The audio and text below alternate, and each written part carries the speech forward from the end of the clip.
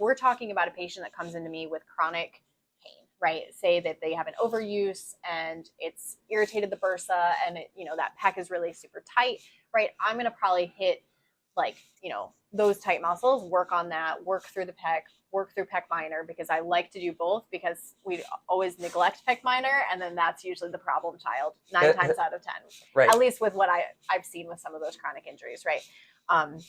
But you work through some of that. We might do some like active release, active stretching, all of that kind of stuff to kind of work through that component. But on the other hand, you have an acute pec injury. I'm probably, if you're coming into me with an acute pec tear, I'm probably going to tell you, you need to rest, you need to let that thing calm down, then come back and see me, right? And we can do a little bit more.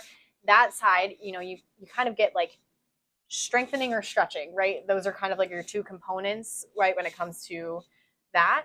With an injury like that, an acute injury, I would say strengthening is probably more important to get it back where it needs to be. And then you can kind of add that stretching component afterwards. Yeah. But I don't often do like, if you have an acute tear, we're not going to stretch, right? That doesn't make any sense. Yeah. Especially from my side of things. Obviously, you can probably do a little bit differently.